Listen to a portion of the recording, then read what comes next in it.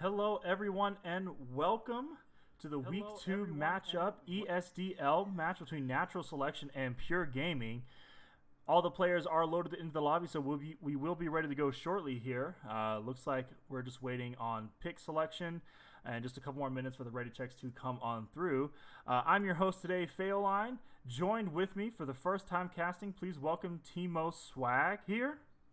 That's me. Hi. Happy to be here. Pleasure to be here. Very exciting to have you here. So, kind of looking at this matchup here, I know we've done a little bit of research.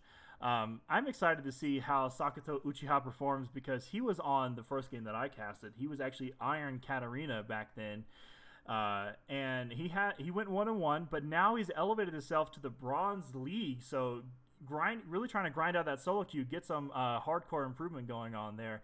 What are your thoughts going into this matchup here?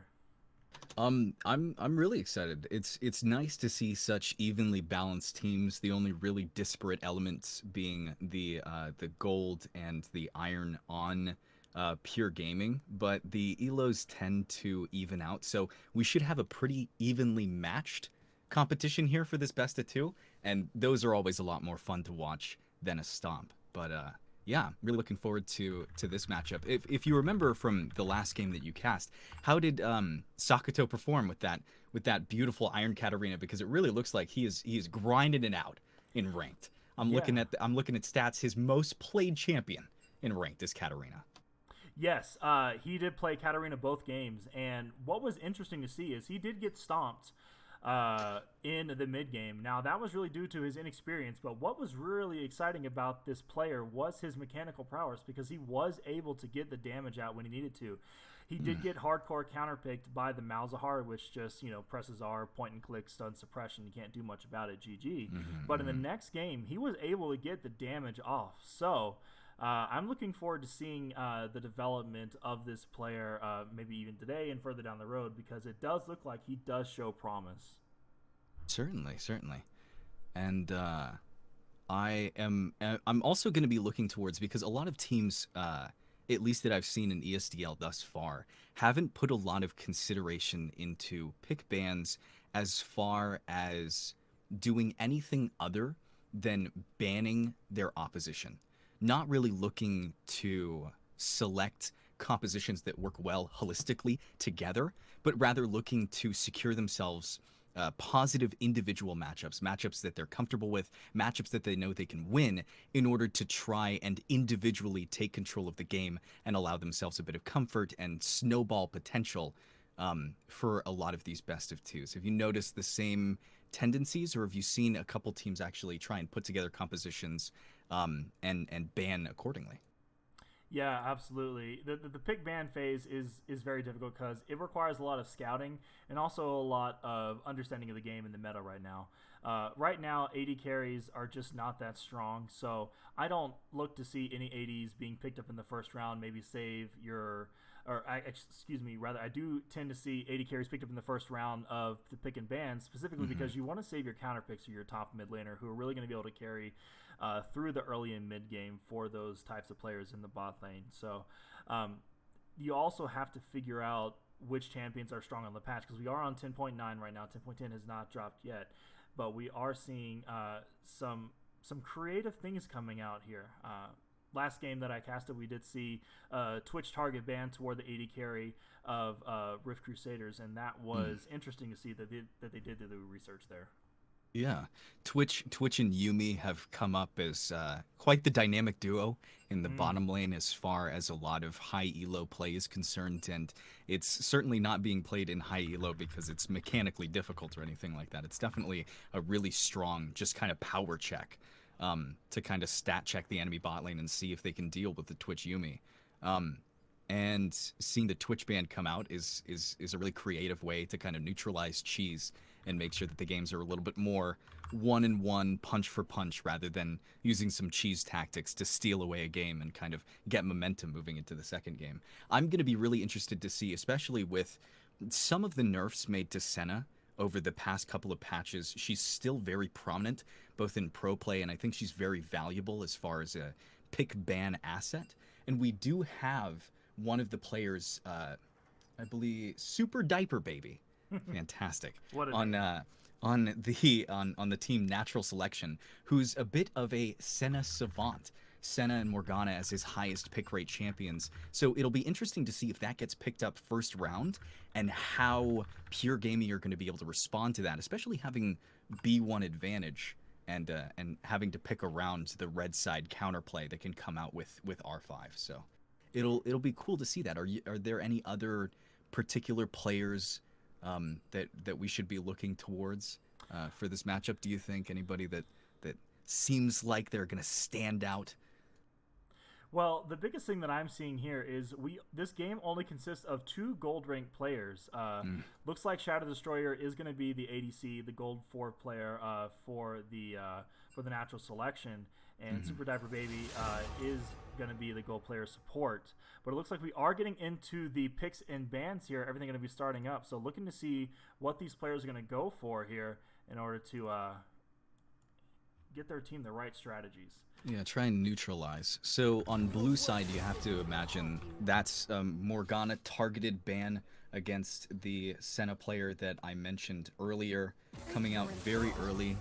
Diana, another targeted ban coming out from Natural Selection, really just looking at probably the higher echelon champions and trying to take away comfort picks. So again, we see the Katarina taken away from Natural Selection, and a Zac, really strong in the meta right now, being taken away as a safe jungle pick from this side of Pure Gaming. So these last 2 bans coming in are going to be interesting, because right now there doesn't seem to be any particular rhyme or reason. Morgana MF is not a particularly strong bot lane. So it really just seems like we're looking at targeted bans to take away comfort champions from a lot of these players. Yeah, that's what I'm seeing as well. And specifically the Katarina being banned from the Sakuto Uchiha. You gotta imagine iron level and low elo players pretty much do follow the one-trick pony train for as long as possible. So this is going to be the first time we're going to see that player on a different champion. So I am excited to see this. But it looks like we are hovering a Shen as the first pick. Going to be able to provide a lot of teamfight presence with that pick. Shen is also a really interesting pick for B1. I like it because if you have a support player that can play Shen and your top laner has a bit of Shen prowess, then you can kind of switch those two as the draft goes along. Jax coming in for R1 and Amumu coming in for R2. So not saving counter picks for top lane on the red side here for Natural Selection. Really just going, oh, Volibear. It's going to be Volibear. Switch to the Volibear. Look at that. Maybe just want to get one more game in before the updated rework does come through on that Volibear. Certainly trying to make sure he secures a last look at the old Volibear before it passes and moves on, goes to pasture along with old Fiddlesticks. Rest in peace, Union Jack. old Urgot, old Aatrox. Yes, yeah, old Urgot, old Tristana, Yorick, old Vigar. Sion. Man, may they rest in. May they rest in peace for sure. So, Orianna, Rammus, and Shen coming in. Usually, I'm not a very big fan rather of the Rammus coming in too early into the draft. But against a Jax Volibear showing already, it's not the most terrible pickup. You are going to be able to stack armor against both of these champions and essentially neutralize them if they're trying to target you in a fight. And the Echo obviously having to come out to provide a little bit of AP damage and not play into the Rammus's win condition. But Thresh being banned away here. To come out. Yeah, and what I like to see is easy to execute compositions when it comes to these lower elo gold, especially in low elo. Yeah, we see the Rammus and the Orianna being picked up. I saw this work very effectively in one of the previous games that I casted with the Rascals specifically. They picked the Orianna with the Rammus, and basically Orianna just puts her ball onto the Rammus while he's wheeling and dealing, going into the team, locking down someone with his taunt. Then all of a sudden you have a massive shockwave around 5 people just doing absolute damage while the terminals are going off. I mean, this combo is very effective in this elo. Yeah, certainly. The only thing that this composition is really lacking right now feels like a bit of damage. Orianna, fantastic control mage, great at extending the game as long as it needs to go with the wave clear that she possesses. Sivir coming in to counter that for the side of natural selection here for their R4. They're going to pick up Sivir. And they are both now capable of wave clearing and extending the game. There is scaling on the Orianna. There is scaling on the Shen. There's scaling on the Vayne. But Goodness now the gracious, concern did we becomes, just see a Vayne pickup in this game? I think we just saw Shadow Destroyer pick up Vayne. Listen, he's trying to say that I am better than all of you, and I will outplay this game, especially with the Alistar support providing excellent peel and damage soaking. Listen, when you pick Vayne in any game, all the way down to Iron, all the way up to TSM versus TL, you pick Vayne, you are saying that you are simply better than the other team, and you will outscale and outplay them. So yeah. I'm going to be very excited to see what kind of plays are going to come from here. But you are right. The Sivir is going to have a lot of wave clear. And if the Sivir does come online and able to get ahead of the farm game, she's going to be putting out a lot of damage in these team fights with the ricochets and the boomerang blades coming out. So I have a question for you. I'm going to prompt you with a question. Okay. The side of pure gaming on the blue side, Shen, Rammus, Orianna, Vayne, Alistar. What options do they have in the early game to contest dragons, to allow them tools to win lanes and scale into the mid game and the late game that they're going to be able to perform in? Well, the only real option, in my opinion, is TP plays to the bot lane, get the Vayne ahead. If truly this Vayne is the focal point of this team of pure gaming, then I'm going to be looking for ganks and TPs into the bot lane, because Shen is an excellent map player, especially when played in the top lane. And right now, with the state of the game, AD carries and the bot lane is a team difference lane right now. I mean, you can crush your lane, but if you get four-man ganked every 2 minutes, especially around objectives, you're not going to be able to do much. So I'm looking for the team prowess to come out here for real strategic early game planning, because right now the early game composition does go over to the side of natural selection. Yeah, absolutely. I'm seeing issues already with the way that the pure gaming composition scales. They're going to have a much harder time executing in fights, whereas with Jax, Volibear, Echo, Sivir, and Senna, the obvious front to back is there. Volibear is going to be tanking up on the front side, taking the Senna heals and making sure that he can displace a valuable target like an Orianna, like a Vayne. And Jax can go in and, especially against a Vayne, is going to be able to counter the auto attacks and try and burst her down. Echo is going to be looking for the same thing on the backline. And once you take away the Orianna and the Vayne from this composition, it feels like the damage is missing.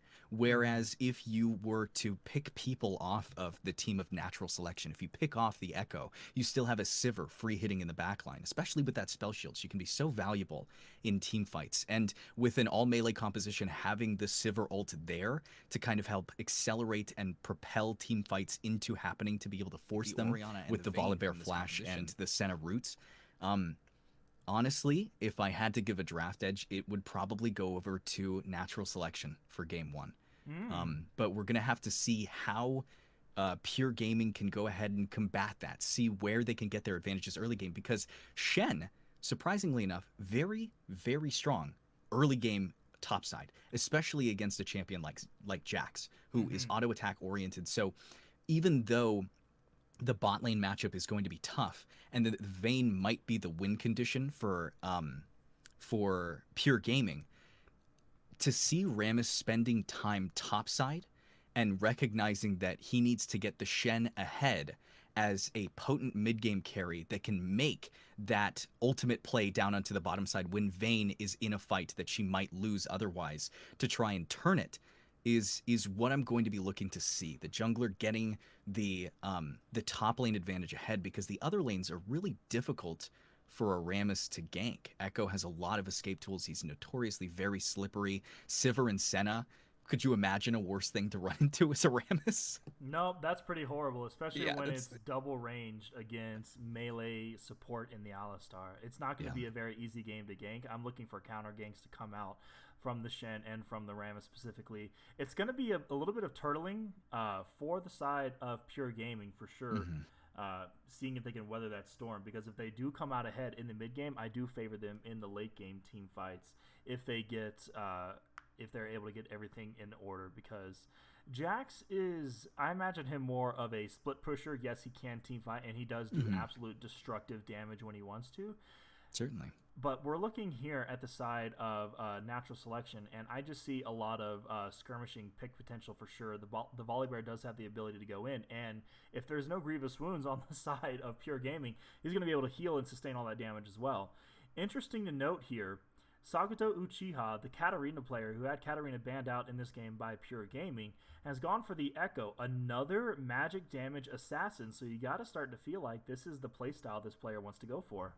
Yeah, certainly. Certainly. Not showing a lot of prowess with control mages, and it'll be interesting to see this matchup because honestly, when you're looking at a control mage versus an assassin mid laner, especially in lower elos, it can be a very volatile matchup that really just ends up favoring the assassin if things get dirty.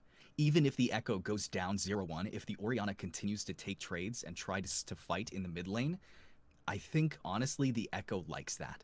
The Echo likes being able to get as accelerated as the Orianna because the Orianna is going to need more time on the map and more gold to scale than the Echo is going to need to become relevant in the scheme of things and being able to roam. But the Orianna is probably going to have wave priority, so objective priority early looks like it can be in the side of Pure Gaming. So if they can secure a couple of early objectives to try and help bolster them as they turtle back and lose their tier 1s early, then there's definitely a means for them to come back, to look for the Dragon Soul, whatever it might be, and to look for the Baron and to see if they can siege their way into a win. So I'm expecting really controlling early game for the first 4 levels or so coming out from Pure Gaming before we start to see a transition into the power of natural selection. Yeah, absolutely. It is going to come down to this early game and which team is going to be more objective focused. The game is loaded up here, and we are all ready to go for this match of Week 2 between Natural Selection and Pure Gaming. Getting ready to start things up. I'm excited to cast this again. Timo Swag, thank you so much for joining me. This is going to be an exciting game for sure. I think so too. Let's go. So we're going to see relatively standard item starts. I don't expect anything too crazy to be coming out from anything early. Like you said before, these junglers, Volibear is going to be very happy looking for counter gank opportunities. Because again, his champions have scaling, and really all he has to be able to do is prevent the Rammus from snowballing a lead and getting one of the lanes ahead. So really all Volibear has to do is keep good track of where the enemy jungler is pathing, where he is at all times, and make sure that he's available for a counter gank when it eventually comes in. And the Rammus is really happy just farming against the Volibear, honestly, and making sure that his lanes have the opportunities to scale, and the onus is on Rammus early to start making plays. Because if we don't see an early dragon come out for the blue side of Pure Gaming, I can see issues starting to compile as they may not have a late game win condition to fall back on. Yeah, absolutely. And one thing I didn't even think about this in the draft, but looking at the two teams side by side, there is more hard CC on the side of Pure Gaming in the form of the Shin. He can do a multiple stun taunt. Rammus also has his point and click taunt. Orianna does have displacement abilities with the Shockwave. Vayne with her Condemn. That stun is still strong, and then the Alistar is just a CC machine. So, if the CC can come out onto the right priority targets, I do see a lot of potential coming out from this team fighting of the side of Pure Gaming.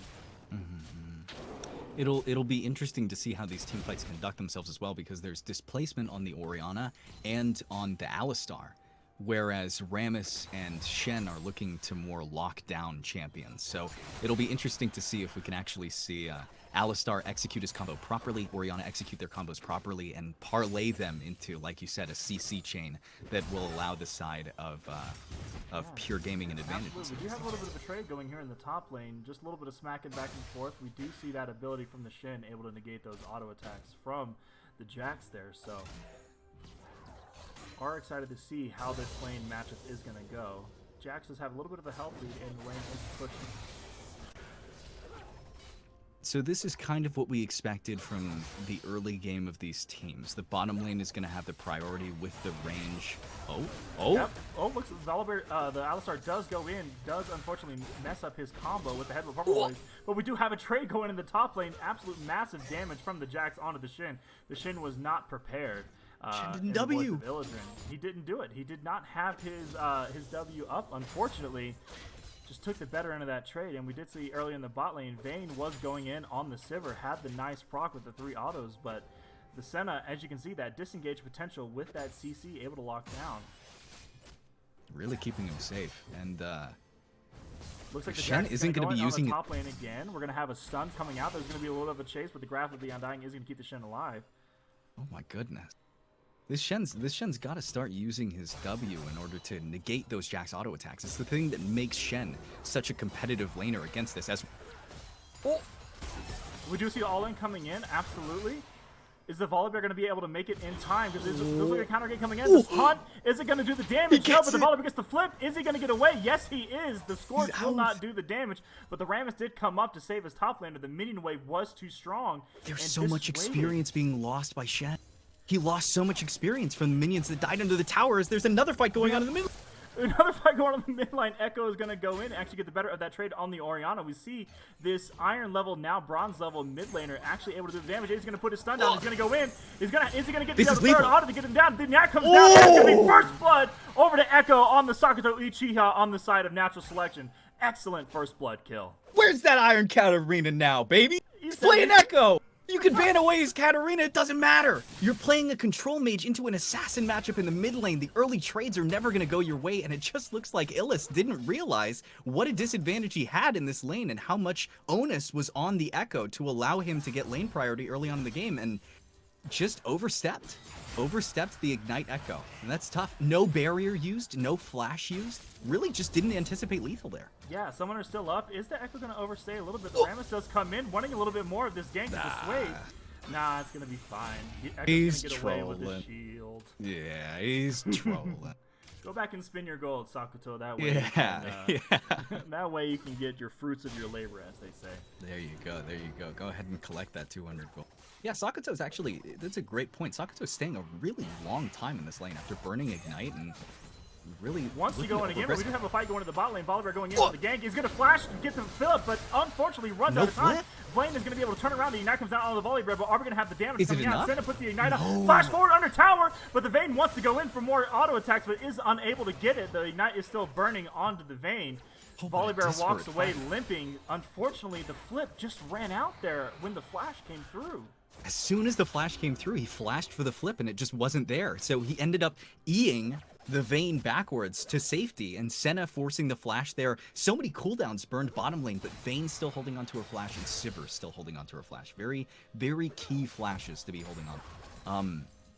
As Sakuto actually threw away the lead a little bit in mid lane by not backing right away. As you can see, Orianna's going to be able to get this minion wave crashed into the mid tower as he's just back at base. Looks like he's looking for a little bit more money for pieces of Lichbane. As we've got Rammus waiting in the wings, and it looks like it's going to be now. Oh my goodness, they're actually going in, and they're doing a fight. Is Vayne, he's going so low, but is the stun going to be able to come out? That contain coming out so huge. The flash forward from the Rammus is going to be able to finish the kill up. Are they going to go into the tower? No, they're not. But they're just going to Rammus coming in exactly where he needs to be. The Vayne was so low, and Vayne, we talked about earlier, this gold level, wanted to be able to go in and show the mechanical prowesses of the gold level players in order to be able to outplay this bot lane. And look at the wave size from Shin, and now pushing into this Jax. He's got 6 too. This is perfect dragon priority. They just killed somebody bottom side. Rammus is in the river right now. He could set up for the dragon, and Shen could TP down with his ult. But it looks like they're not going to be... what's going on here? Volibear wants to go in. He favors a little bit of a gank. Does get the flip forward, and the Echo does go in with the E. Able to get the phasers off. Are we going to get one more auto attack? No, the ultimate comes out from the Orianna. Rammus comes in with a perfect taunt and powerball knockup, but the Echo just wants to go in. He is bloodthirsty. He says, I've been in the bowels of iron. I know how to play these I've been forged. I'm a bronze player now. I'm an alloy, and I'm ready to fight. He is doing his things. Interestingly enough, correct me if I'm wrong, didn't the Bronze Age did come after the Iron Age? It did, in fact, come after the Iron Age. It could not make bronze before they made iron, so it's all a stepping stone. Yeah, absolutely. It's all been a matter of time as Echo goes in for another trade, and he's got lethal! Are we going in? Oh my goodness, he's actually going to go in for the kill. He and just pick gets it up. lethal! He's just going to do what he wants. overstaying again! Sakato Uchiha, understanding what his damage is, uses both summoners with the Ignite. Just gonna absolutely demolish Orianna. He can crash this wave into tower and look for a bottom lane roam. He can look for plates. He's got so much agency in the mid lane now that he's got these 2 solo kills, and the composition that needed their control mage to scale properly to allow them a little bit more time in this game is falling behind. Yeah, we do see the, a little bit of a mistaunt there, but we do have the W coming up. Jack's trying to get the stun off, but unfortunately isn't going to be able to, but does leap forward, wants a little bit of extra damage on the trade, knows he's got the bigger minion wave, and he will win that damage trade. And actually, Shen misplayed that. If Shen turns there and looks for the Grasp of the Undying proc, he's actually in the advantage with that trade, but he misplayed it a little bit and ended up giving more damage to Jax as Sakato is just limit testing it. He said, you're going to ban away my Katarina, then you better be ready for my Echo, baby. Absolutely. He's like, you had no idea about this pocket pick. Let's go. But he is starting to take a little bit of the lesser in the trade there. Volibear is coming up. Does he fancy a flip? No, he doesn't. I do want to see, though, these teams setting up for Dragon, because we saw 2 Dragon taking opportunities, and unfortunately, we haven't seen. But the Jacksons go in. Is he going to be able to get the stun? One more auto should be able to do it, but no, the Shen shield comes in. And it doesn't stop! But he's going in! He goes in with stop! the Shen overstays with a little bit too low of the health. Goodness. Does not stop. Pure Gaming really just overstepping themselves, not understanding the scaling advantage that they have to play into because their composition is really weak early as Rammus comes in and, like we said, Rammus into the Senna and Sivir bottom lane, you're never going to be able to get anything done. Volibear also looking for another mid lane gank, not really going to be able to get much out of it because, again, it's kind of the same deal, trying to gank an Orianna as a melee but is Sakato going to favor himself a little bit of a dash over? No, he doesn't. Oh. He was looking for it. He saw the line. He really wanted it. He saw. He said it was an angle for sure. He saw it, but unfortunately, just a little bit of time. Wards. Yeah, good vision control. Yeah, and now we see the Echo able to get the wave management. We'll be able to take out this wave and have it start pushing. So we're going to look to see how he's going to be able to take care of that wave priority. He still hasn't backed after burning both of his summoner spells. So again, he's overstaying here. He could be a lot more powerful than he is. And feels like it's the lack of power and this overstaying, this feeling of needing to stay, that's preventing a lot of these players from looking towards the dragon as an objective. Yeah, absolutely. Because it's double pinked up from red side. Look at how much vision control they have. Volibear has been constantly inside this bottom side jungle of Questions 33, just looking to take away as many camps and experience and developing himself a 22 CS lead as a result of what he's been able to steal away, but not capitalizing on it. Not capitalizing on the pressure that they have bottom side and mid side, as Sakato does eventually go back to spend his gold, and it looks like the red team's just gonna look for a reset here. Yeah, absolutely. It is a little bit concerning to see that they do have the advantage. They're just not going for these dragon plays, and we do have a lot of vision, just like you mentioned before. But does the Sakato? No, he just wants to get the wave clear going on. Yeah, looks like he's not going to be looking to aggress here. And actually, because of the Orianna trades, is the Rammus going to fancy himself a little bit of an invade? No, he's just going to get dissuaded. No. But they are here in the Rift Herald pit. Wonder what's going to happen here. Do they just going to take it for free, or is it going to be a contest coming up? The Vayne does look to be roaming up. But it looks like Alistar's not going to be able to get much done with that gank. Sakato overstaying. Sakato wanting some more damage. He says, I got a shield. I don't know if you know about it, but... Jax just stops pathing! Jax just stopped pathing! Oh, no! Oh, what a mistake. Nice cancel on the Rift Herald play, using Jax's advantage that he has developed in the top lane from that solo kill to go ahead and stop the blue team from being able to take a free Rift Herald. Orianna's low on mana. She's not going to be able to rotate in unless, of course, she kills Sakato, who's going in aggressive Sakato again. Wants to go in again. He does get the stun off, manages to get it, but he just doesn't have the health to be able to fight that extended fight. And no, absolutely not. The Ignite is up. So you got to imagine that's why he's wanting to go in, but man, you have to know what your limits are and go spend your money. He's starting to lose a little bit in the CS now. Yeah, he's taking a CS deficit as a result of how much time he's spent in lane without the advantageous items.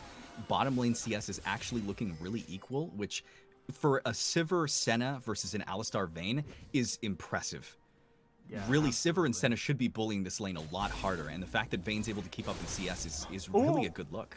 A little bit of damage coming on to the Echo. Sakato needs to understand when he's got to go back because Orianna does have better trading with the ball and the distortion. And this might be a good time for Volibear's gank coming in. He does get have the Rift Volibear Herald. coming in. He does fancy himself. Is he going to be able to get the flip? Flash forward for it. No. And the leap isn't going to be able to catch the Shin as he just burns his flash and dash.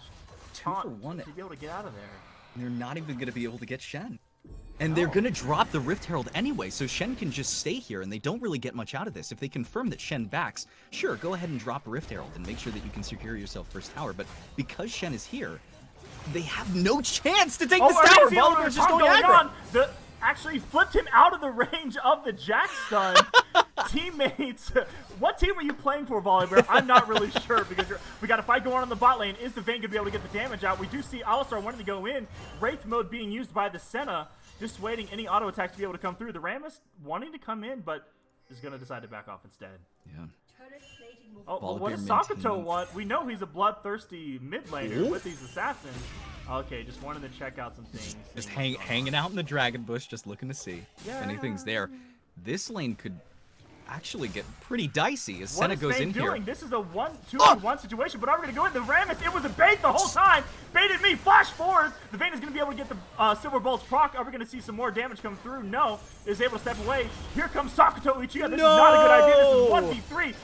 No. My man, what are you doing? Does able to use the ult, but it's only going to be for not just delaying the inevitable here.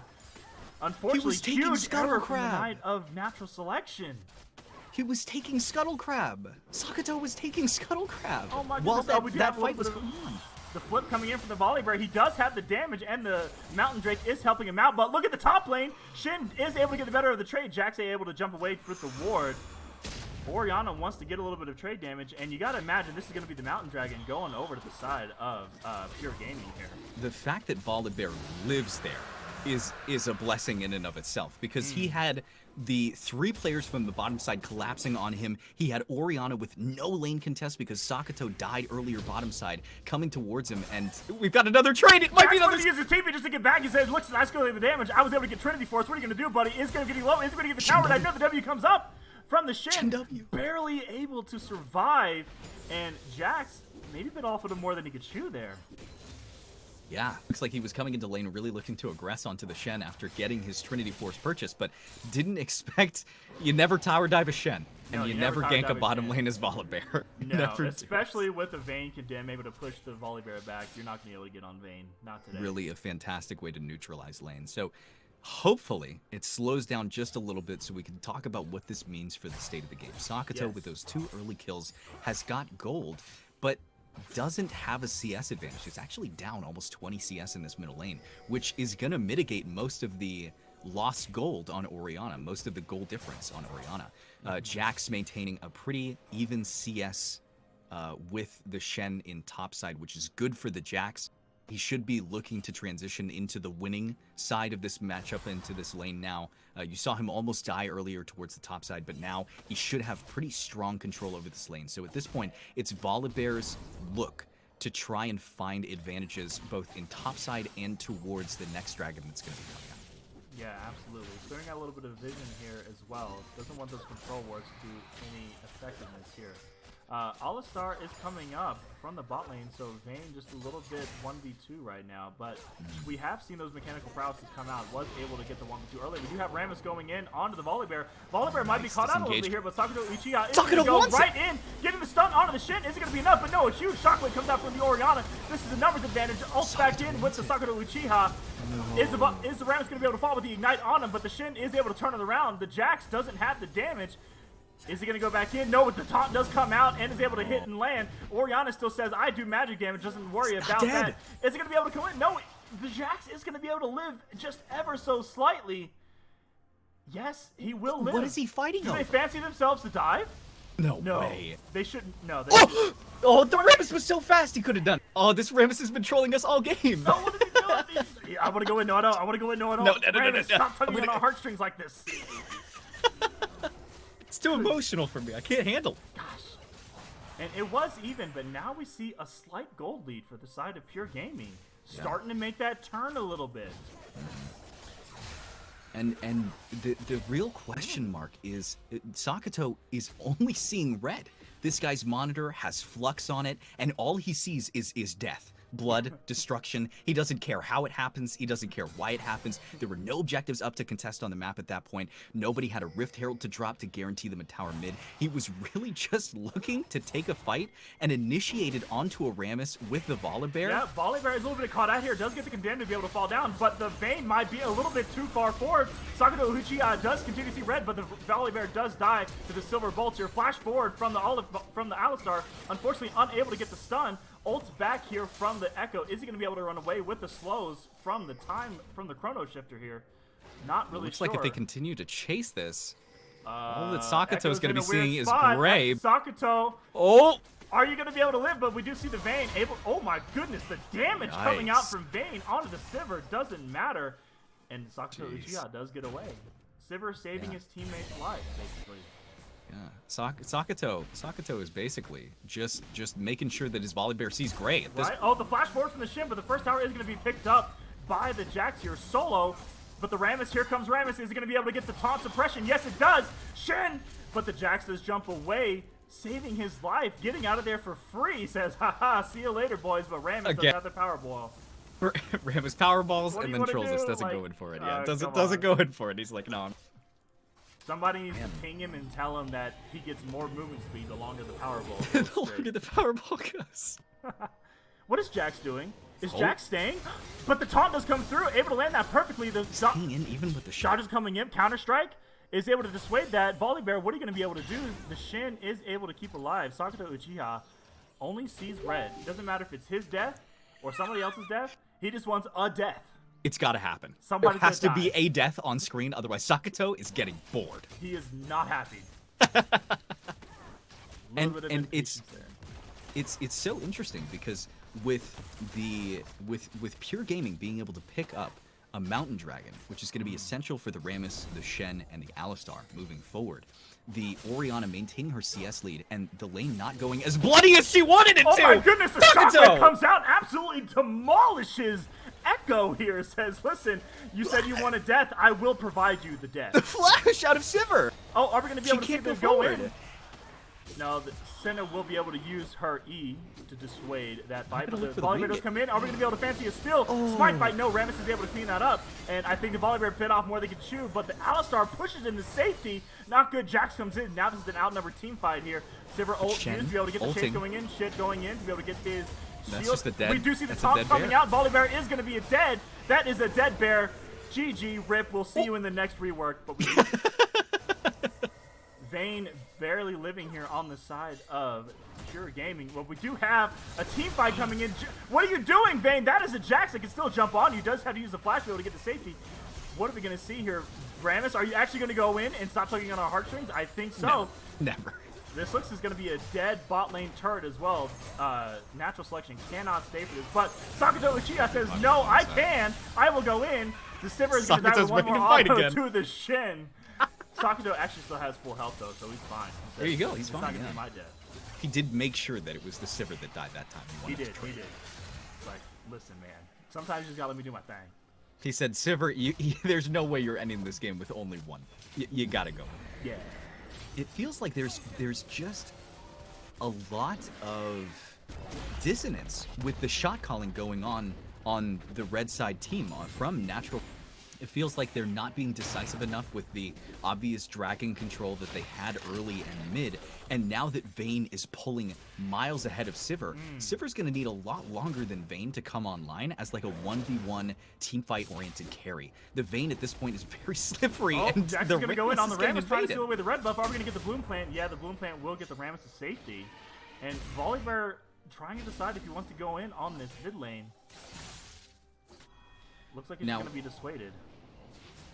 With the Infernal Drake up, this becomes a big win condition for Pure Gaming. We were talking about how they were lacking in damage as Volibear's just in the blue He's side. going to be able to get Shockwave from the Orianna. Stun comes out from the Vayne. Is going to lock him down. Ult used, but it was in vain. Pun intended. Sakato Uchiha he fancies himself a fight, drops the stun, almost drops down the Vayne, has the Ignite on her, or the Orianna, excuse me.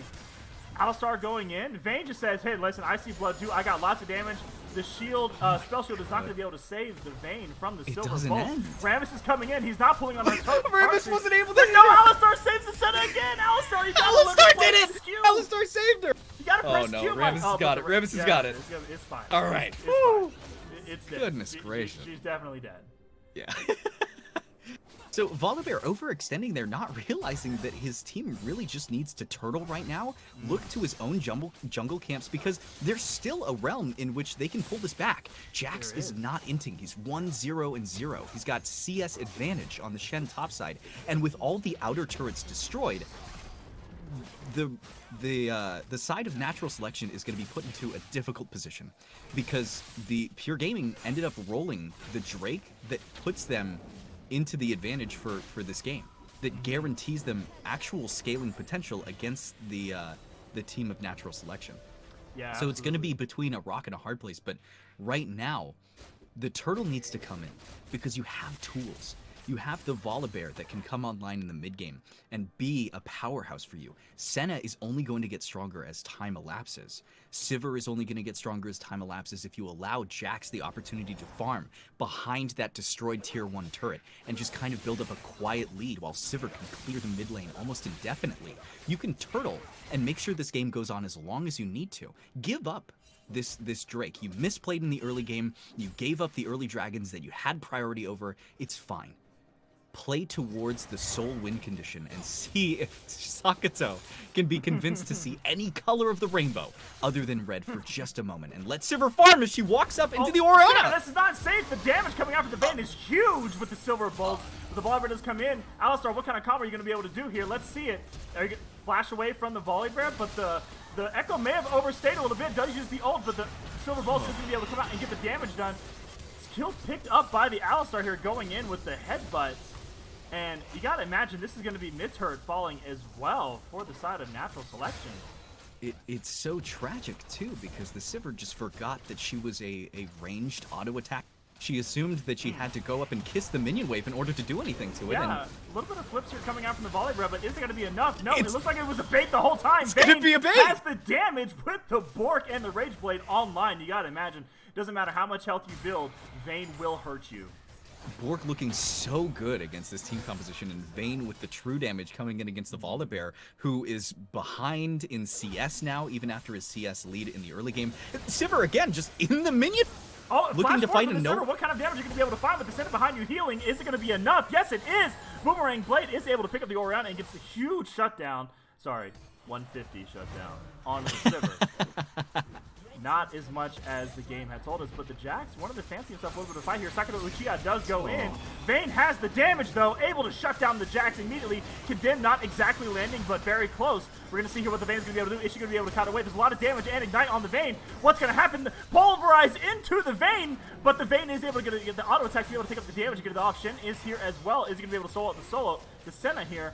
Volibear just wants to dissuade, knowing that the flip is up, but goodness gracious, this Vayne knows how to mechanically play her champion. What a fantastic ult coming out from the Shen there to save the Vayne, let her kite backwards against the shutdown potential of Sakato, because these shutdowns are what is going to put natural selection back in the game, if they can get them. But Shen doing such a good job of preventing natural selection from getting that shutdown onto the Vayne, and they've got Dragon, and at this point, they could be looking towards Baron and End. They could extend the game into Infernal Soul and look to drag it out and end it that way, because right now it just feels like the gold lead, 8,000 gold on a scaling composition, accelerating them to the point where they want to be in the mid game, and suffocating this late game composition coming out from natural selection. Definitely not what I expected to see from this game, but the Vayne coming through with a lot of individual plays. Sakato Uchiha giving up a lot of advantages in his early laning phase. Volibear overstepping his advantage early in the jungle. And now Orianna's just going to come up and take your blue buff. Yeah, Orianna does fancy that blue buff. Is he going to be able to get it away with the attack move command and the distance? But the Vayne is wanting to get a 1v1 on the Sakato Uchiha. Is able to get that with the taunt coming through from the Rammus. Doesn't even have to worry about anything. Too. Yeah, Such a crucial pick absolutely. too, because with Baron up and Volibear spotted on bottom side, that's if Vayne is on your team, that's a really easy Baron call. But it looks like they're just going to try and siege down this turret without the Baron, which I think is something that this composition doesn't do very well. If there's anything that the side of Pure Gaming can't do right now, it's look for siege. Is the vision control going to be too much of a death sentence for the Alistar? We do see Volibear able to get the flip, but Alistar just pops up and walks away and says, "Huh, that tickled, bro." I'm good. He says, I've got a Mountain Drake under my belt. I have a Water Drake under my belt. You can't touch me. Like, I got a Zeke's I'm Herald. totally fine. Like, Yeah. I'm not worried about anything at all. Totally That guy is just walking it off. He's not going to pasture yet. fine. Not going to pasture just yet. Because he's a cow. Thank you. Oh, I love it. So now, with red side being pushed in, blue side's going to realize that their siege potential isn't all that great. Alistar was able to get some deep vision into the natural selection jungle, and now they're going to look to go ahead and take this. I don't think Sakato can contest this. No, Senna but isn't you gotta close imagine enough. he will. Oh, he's got to. He's going to. Look at him. He's gonna be able to. He can pop up the taste it! wall. Oh! It was very close, but he is able to ult out and get himself to safety. But he had the Was right really idea. close. There's a little bit of execution error there for sure. That was 410 damage, and with a Hextech Protobelt and a Lichbane proc. Yeah. So that was a really, really close Baron call. Maybe it would have been a savior play, but not going to come out. What could have been? What could have been, what should have been at that point, right? We do see a little bit of a stuns coming down. Orianna just wanted to steal away as much as he can with that attack move ball. Some people. Now- Go ahead. Go ahead. Yeah. You go. Okay. Something you'll notice there is Sivir did pick up the blue trinket. Super valuable in this later game. But she didn't use it effectively to figure out just how many members of Pure Gaming had reset. Had they realized it was just Shen and Orianna there, one of the best ways that you can shut down a Shen, especially when he's ahead, is making sure that he doesn't get the use of his global and trying to fight him. It's the same concept as a Galio or as a TF. If you can catch those players out, especially with only Orianna there, a control mage who's not going to provide much damage beyond the initial burst, they could have looked to take away 2 Barons if Sivir had properly utilized the blue trinket to try and see just how many members from Pure Gaming had reset. But now, with Vayne back on the map, Alistar here appealing for want to her. go in. Bork being used onto the Vayne. This is an outnumbered fight, but Vayne says, I have the damage and I have the kiting ability. Looks like the Volibear is going to be able to go down. Ram is coming with huge. He's so fast. Flash has to be used from the Echo to be able to get away. Is going to be enough. The taunt is able to come through. The tremor damage is secretive. You had no idea it could actually kill an Echo, but it is able to. It looks like the Baron is going to be able to take out this top lane, and we do see mid lane being pressured as well from this Orianna. You got to imagine this is 2 inhibitors going down. Honestly, this looks like game. You've got 25 seconds on Sakato. You've got 25 seconds on the most reliable wave clear on the side of natural selection, as Senna is just going to get taken down here, overextending, staying under the tower. Sad. It is really sad. Yeah. And it looks like Pure Gaming is just going to be able to close this out. A surrender We coming see a in. forfeit here. Just go ahead and get it done with. Alrighty, Wow. then. Just not having it. Not having it at all. Yeah. As a Pure Gaming, rather, takes away that game 1. And I'm glad I was able to pick up the victory on that, too, because it does show that my screen was I victorious. also got a victory. I'm feeling pretty good about that. Absolutely. It's going to be padding my win rate for years to come. So, People very will look happy. back on this moment and see what the They'll deals see are. who the real winners are, and it's us. It's us. All right, go ahead. I would love to see stats, but last time I stayed for stats, I wasn't able to join the previous Yeah, game. I'm gonna go ahead and hop into the spectate as well myself. But let's Looks talk like- about how incredible the mental prowess was from the side of Pure Gaming, because you got to imagine they saw that they had the ability to get steamrolled in the early game, but were able to weather the storm just a little bit and make a few outplays and capitalize on some huge mistakes from natural selection. Absolutely. They they recognized the elements of their or of their composition that were going to fall behind if Rammus wasn't proactive.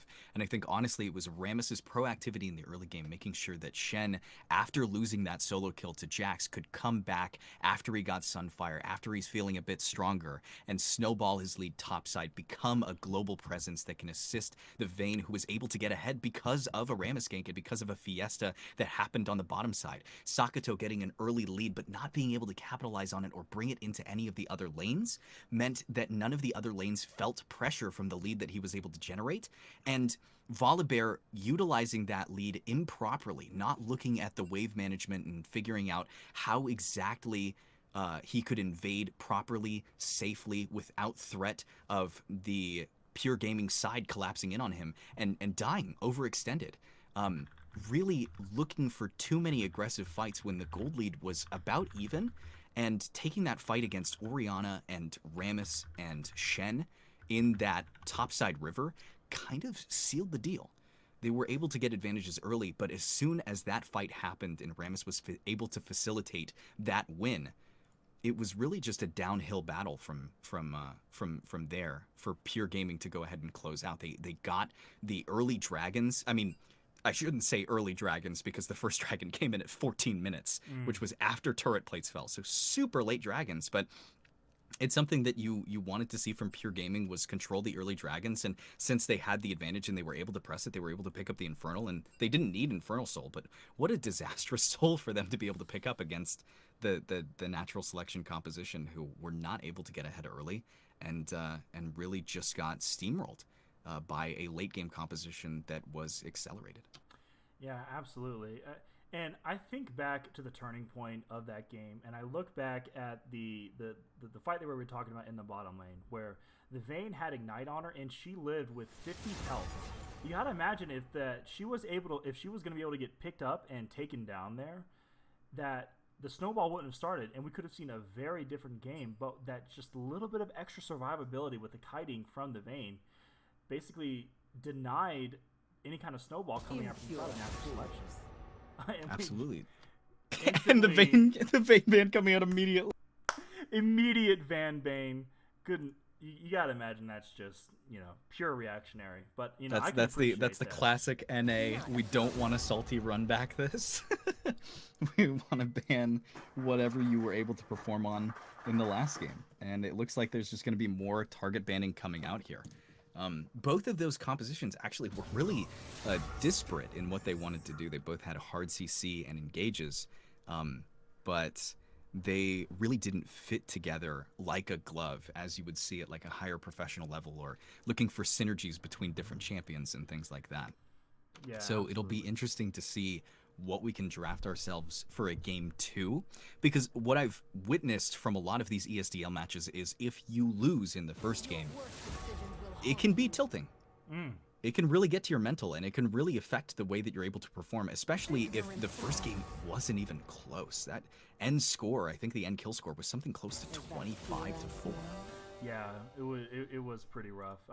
And you can see one thing that I appreciate about the ESDL, the ESDL is they have a mental training course available to all their players at no charge to them.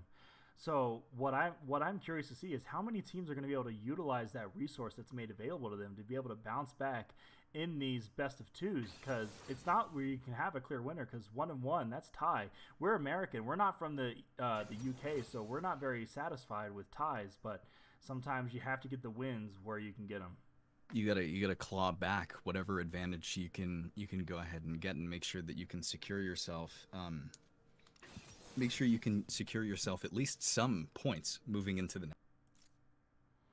Yeah, absolutely. It does seem like the tendency of these teams has also been to just pick their role as well. It doesn't look like there's any drafting strategy going on. Last game, we actually saw top, jungle, mid, ADC, support in that order, and it looks like they're just going to go ahead and do it. They're just going to go ahead and say, hey, we're just going to lock in our own champions. We're going to show them face up to you, and if you want to counter them, fine. Not paying any attention to whether or not the red side can counterpick or have any advantages. It looks like they're just going to go ahead and pick in order for their champions, and Sakato on another AP assassin. He's not done yet. They said, the Echo wasn't able to carry hard enough for me. I promise I will back at the correct times and get my items on Fizz, because we do see, in the lower elos especially, Fizz can run away with some games. Certainly, yeah.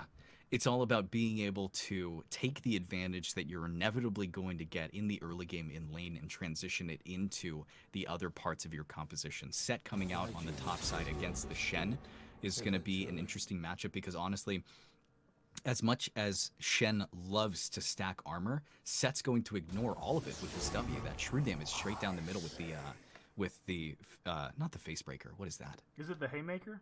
Haymaker, yes, the Haymaker is going to ignore actually a lot of the pieces from this composition. So already Shen and Zac are having their damage relatively ignored. I'd like to see more pieces coming out from natural selection on this blue side to try and enable the set. Maybe a Yuumi bottom side, maybe a supportive ADC like an Ashe to allow the Ashe is going to be picked away R4. Look at that. Ashe will actually be picked up. Doesn't fancy himself a mechanical champion like the Vayne, but still will go for a very supportive, utility-focused AD carry. That could still put out some damage. Yeah, definitely a transition from last game. Caitlyn coming out here from the side of natural selection as their B4, and you have to assume that they're going to B5 their support here. And looking at this draft, I'm still really looking forward to a Yuumi to try and enable Fizz, Set, and Caitlyn to solo carry whichever one of these champions gets ahead, to just sit on them and solo carry. But it looks like we're going to be getting a Braum instead to try and prevent some of the Ashe damage, a little bit of the Orianna damage coming out, and give them a little bit more initiate and onus over when team fights are going to happen. Absolutely. The Braum specifically too, whenever, because I'm AD carry main, so I do like to talk about AD carries and supports. Whenever I have a Braum support, I know that I can be aggressive in lane, because all we need is for Braum to do an auto attack or land his Rams or a winner's bite, and then we can go in confidently knowing there's a stun. But we see Pyke. Pyke has huge outplay potential when it comes to the bottom lane, and can roam with fast mobility boots, able to slip in and out of the shadows. So this is going to be really interesting to see the support matchup. Who's going to be able to get the better of the roams? I think, honestly, looking at the composition coming out from Pure Gaming, this feels like a Pyke comp. It feels like Pyke was this perfect R5 piece to put together the low amount of damage but super high amount of utility coming out from the rest of the team, especially with the AoE of Orianna, Zac, the ability to burst down targets as Shen and Ashe, and allow Pyke to secure not only gold for the rest of the team, but to get a snowballing lead. So what I'd like to see out of Pure Gaming in their conduct of this composition is for Zac to look towards the bottom side, allow Orianna and allow Shen to be self-sufficient in their lanes, make sure that they ward around themselves, and look to accelerate the Pyke.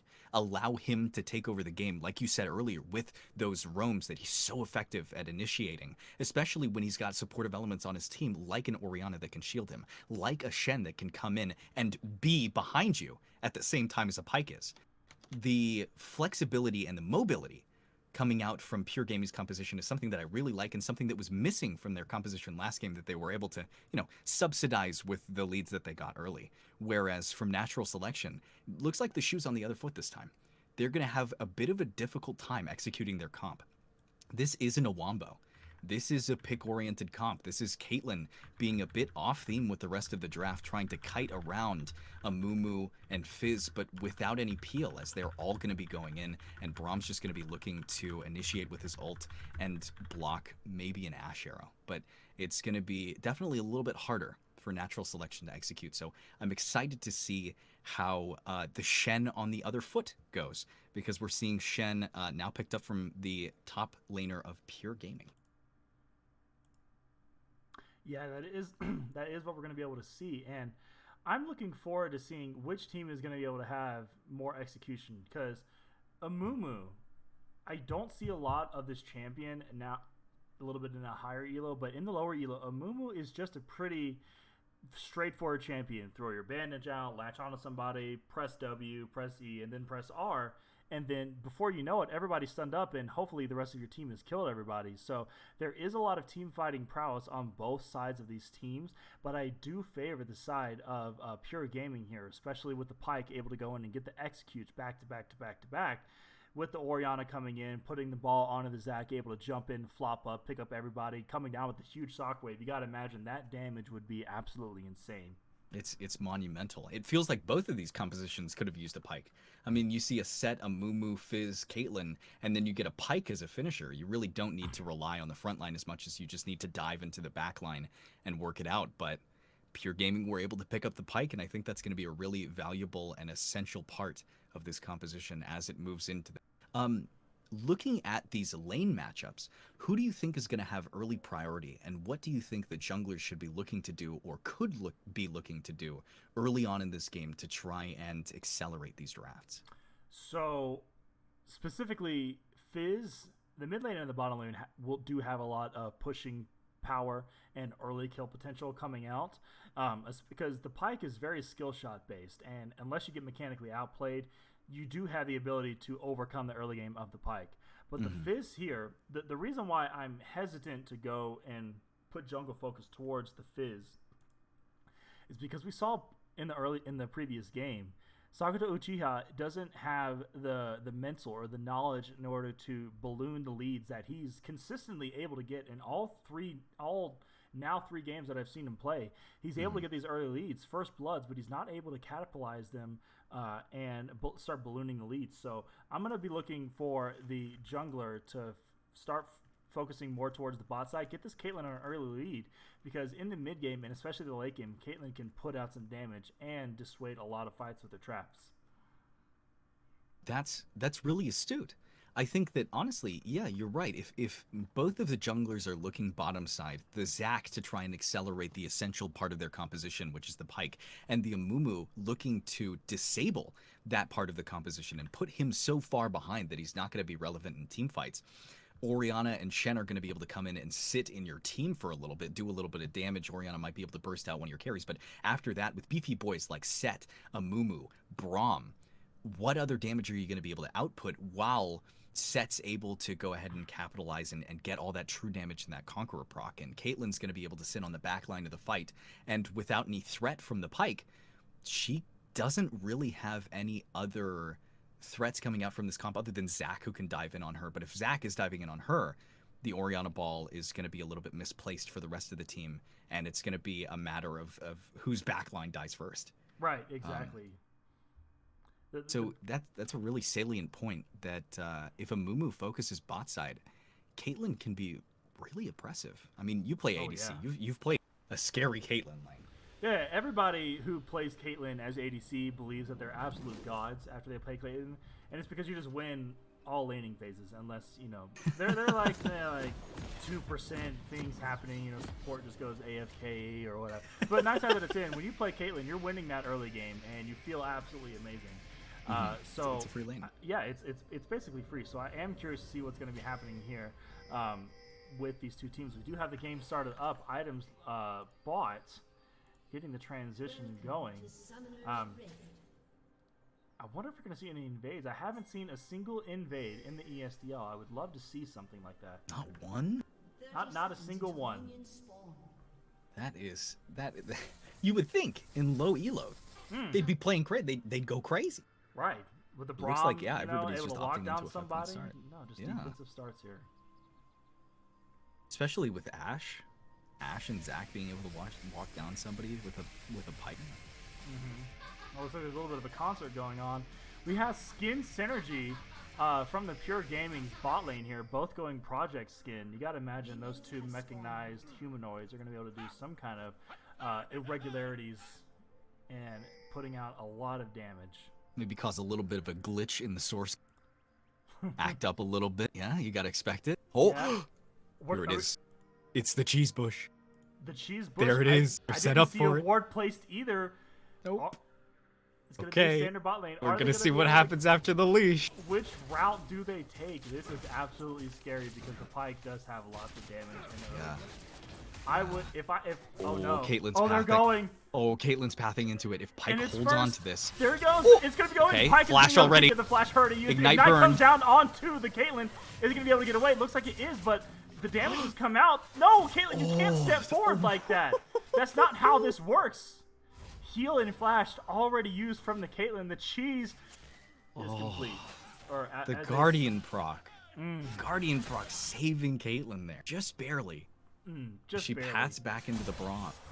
Yeah, and she's going to stay, using her potion to try and heal up some of this lane. I just don't know. This is some huge pressure on the bot lane. Yeah. And Pike's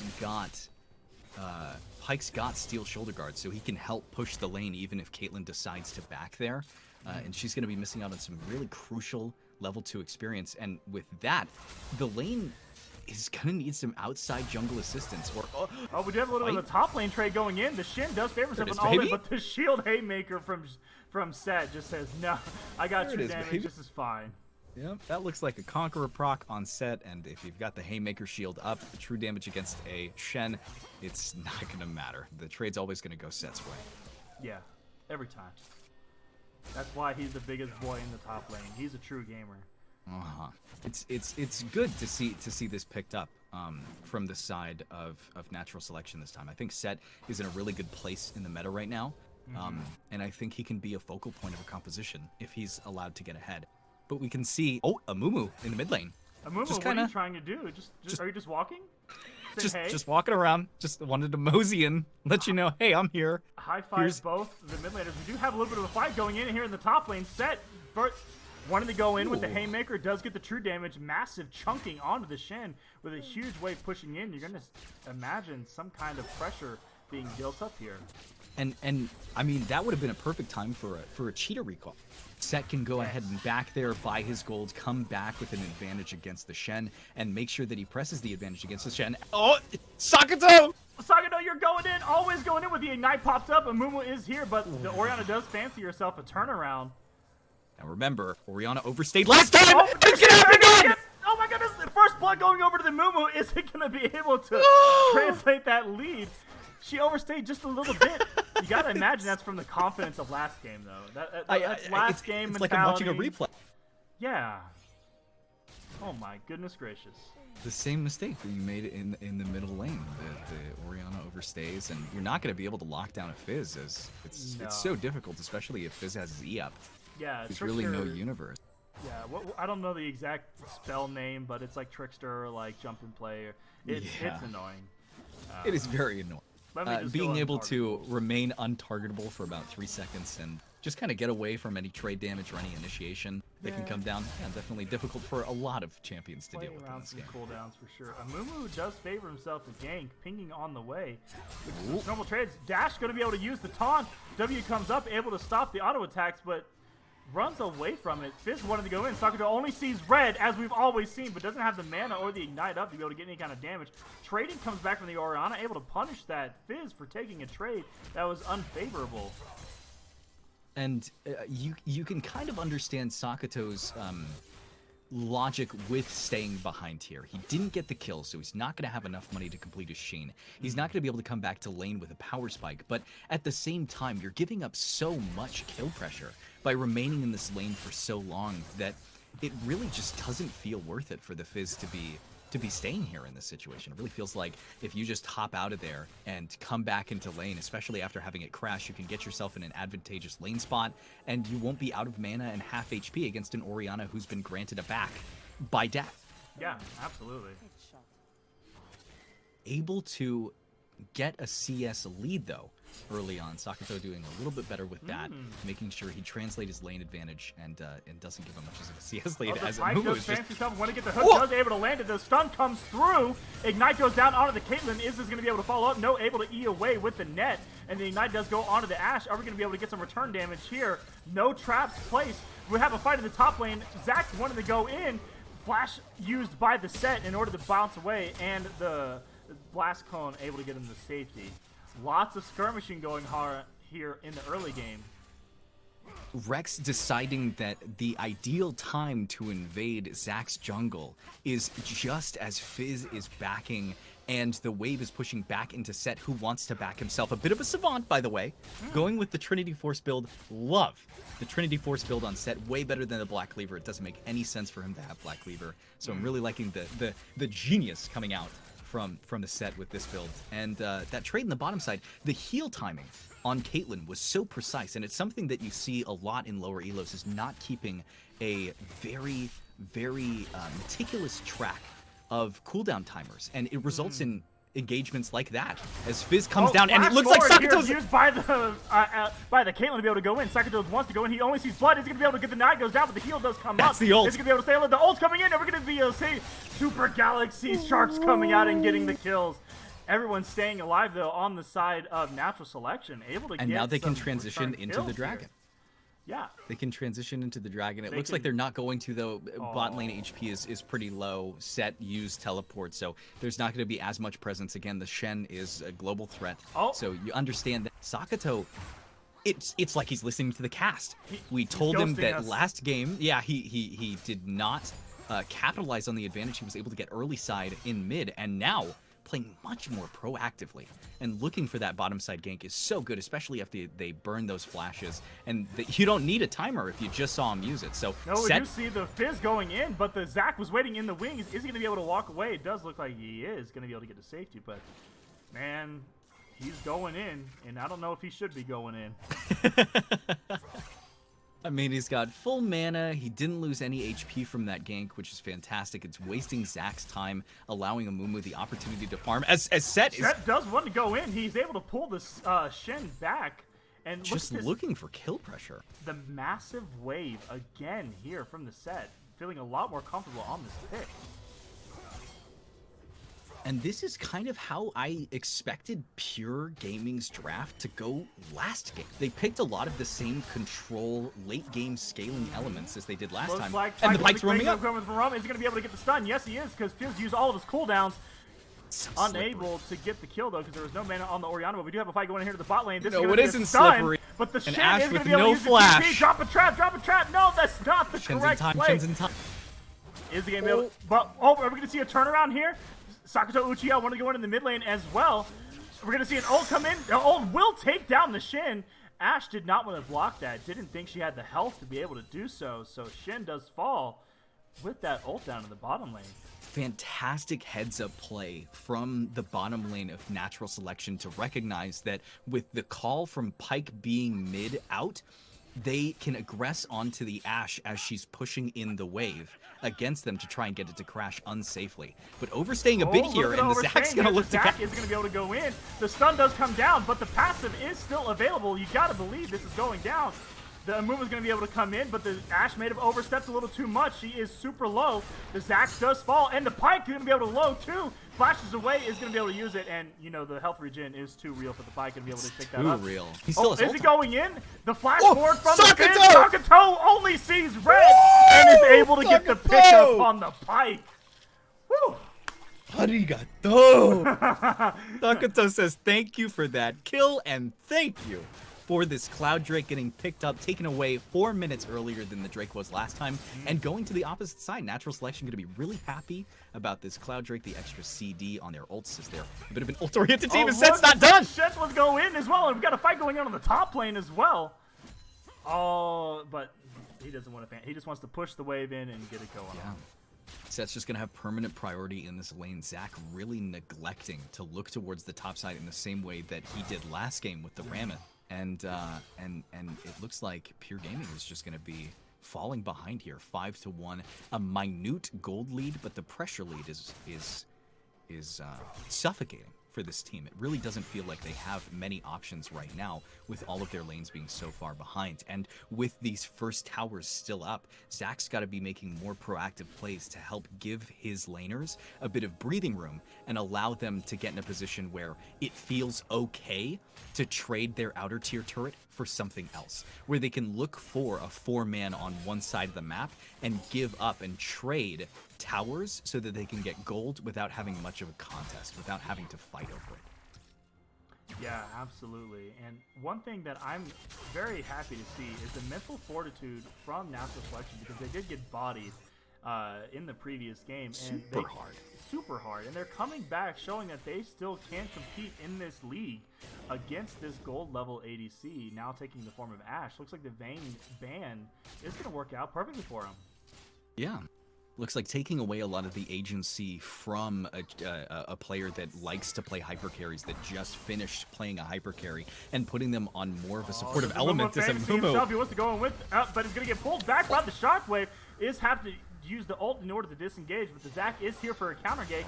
Able to use the elastic bounce. Amumu will fall. Shutdown going over to the Zac, but the Sakuto Uchiha does want to fancy himself a little bit of a return kill. Did the Zac just heal through Ignite with his bounce? Yeah. Zac's a pretty good champion in the meta right now. He's pretty fantastic. And we now see Shen getting the better of trades against the set. Shen wants to go in the minion wave with the auto attacks coming through. Is it going to be enough damage? I don't know. Sakuto does want to go in on the Ornn as well. It does get the better of the trade damage there. Lots of action just going going to be able to limp his way out of that trade topside. I think it was just a matter of overstaying. He's been on Sheen Longsword for quite a long time, so you're going to see him go back and pick up the Phage here. And after giving Shen those two backs, you know, Bambi Cinder and the Ninja Tabi a little bit hard to fight against, especially if you're not taking him out of his W and making sure that you're utilizing your set auto attacks, the Q, percent health damage to its full ability. So Shen gonna have to back here, but still having his ult available. Very essential. Yeah, and we do see a lot more even farm leads as well. Before in the previous game, we just saw the leads start to balloon. Sakuto not really able to keep up in that farm, but now things are starting to become a little... We do have a fight in the river. Zac's able to bounce his way to safety. And the Shen ult being used. Shen ulti. Gotta imagine a little bit of miscommunication from the teammates. Yeah. That's got to just be, he was looking at minimap, looking at whose HP was going low, and he just decided to ult him. But really disparate communication there coming out, because Zac did not want to fight that, even if he could. Orianna wasn't in lane there. They didn't have bottom lane priority, so blue side could have collapsed really easily. And that's going to be pretty costly for the Shen. You already see that Set has developed a level lead in this top side. He's got a bit of a CS advantage. And yeah, as you mentioned, really the only big CS gap, the big CS disparity is coming out from the jungle.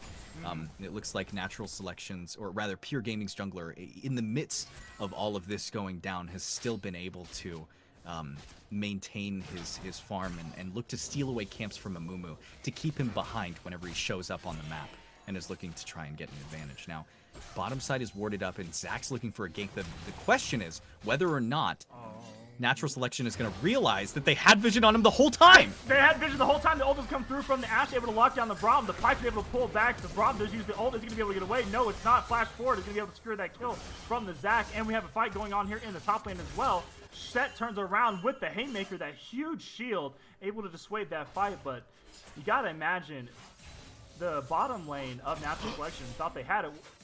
Set just ulting. Set ulted topside to see if he could get a kill against Shen, and that puts something that puts a really important team fight ultimate for the side of Natural Selection on cooldown as the fight continues. Be able to go in. The Haymaker turns around, able to get the true damage onto the Shin. He does not know how much damage. Sakuto wanted to go in for a fight, but both flashes used to be able to get away. Fight going on here in the bottom lane. Sakuto almost able to get the damage, but he does want to stay a little bit more. Pyke just have a pull. Gets pulled in. The ultimate absolutely moves. Oh my god, going in on the side. The Ashe does die. The Ignite going on. Shutdown will go over to the Pyke. But Sakuto just wants the limit testing to continue on these magic damage assassins. But it's fantastic development, because Sakuto is realizing that he can't get the advantages against Orianna after she's backed and bought a couple items, but he can look towards the bottom side to try and accelerate. And what I was going to say is Braum dying there was crucial because Dragon was about to come up, but because of the outplay in topside denying the Shen the ability to teleport in after getting solo killed by the Set, and with Sakuto being able to give up his life for the Pyke, it prevents them from doing Dragon. And Zac has to realize it and respect it. Now, Zac's in a position where he can't really contest this Dragon. They've got 4 towards the bottom side. It seems like Natural Selection are really on the same page as far as what this next objectives means for them. as Set's just going to be able to continue abusing. Set does want to go in. A little bit of a trading here. Health is getting low. The Haymaker used to be able to get the true damage out. The wave is gone as well. Absolutely destructive, and does get the better trading against the Shen. And at this point, I don't even think that Pure Gaming can get a leg in to contest this dragon if Natural Selection wanted to take it, but it looks like they're being a bit standoffish. They don't want to commit to something right away. They want to kind of count their chickens, count their eggs before they hatch, and make sure that they get everything in order. Oh, the Caitlyn actually does get pulled, and the stun is going to come through, and the ult being used by the Ashe, but Braum is able to soak it up. The damage is going to come through. Ult being used by the Braum, but just can't get the auto to stun up the Ashe. The Braum will fall, and the Zac going to be able to go through, but does fall into turret range. What are we going to be able to see here? The pull being used, and the flash able to pick it up. Smite coming through, and yes, Caitlyn does fall. Fizz coming in. Sakato wants to get this Ashe, able to get. Are we going to be able to have the damage? It's the fadeaway as well. Yes, absolutely. This is good. Oh, but the Shen coming through, able to get a turnaround, and the Fizz does fall. Not able to find the full damage, and the passive from Zac coming out as well. Able to keep Zac alive. Oh no! A Mumu flashes forward. The kiting is going to happen, and the slows are enough. Ashe able to pick up huge kills there. Yeah. Sakato not respecting the amount of healing that could come out from Bork Ashe, and just trying to get the fadeaway with the Shark, and not realizing that she was just going to heal up off of auto-attacking him that entire time. So a really rough way to not close out that kill, and a fantastic trade as Pure Gaming's able to pick up a mid lane tower off of that. Because of all of Sakato's roaming that he's been doing. Oh, Shen. Oh, we got a fight going into the top lane. Baby. Shift did miss his taunt. Is the second to be able to make him pay for it. Not a whole lot, though. No. And in the midst of all that, the mid-tier 1 tower did fall. So going to be able to create some more pressure on the map here from the side of Pure Gaming. Seems like they're able to turn a little bit of the corner here, getting some of those shutdowns on the side of Natural Selection. And importantly, they're on to the Zac, who's now 3-1-2, the Ashe, who's 3-2-2, and Pike. We get a little bit of an engage going on here. Ult going to be used. Stun going to come through from the Pike. Absolutely deletes the Caitlyn from the map. You are not allowed to play this game. Didn't have to do him like that. How much damage is the second to be able to soak up? Absolutely huge. Able to dodge out from the ultimate as well. Braum using his ultimate to be able to catch up. And this looks like it was an absolute turn and playing bait. Sakato getting the ultimate and shut down. Goes over to the set from the side of Natural Selection. You got to imagine this has got to be the dragon going over to Natural Selection. Zac's nowhere to be seen. He's on the other side of the map. They burned the Shen ults. They made sure that Shen didn't have TP because he used it to get back in the lane earlier, and Set TPing down. The bottom lane from Pure Gaming just getting really cocky and confident that they could go ahead and take down a Set who is 3-0 with Trinity Force.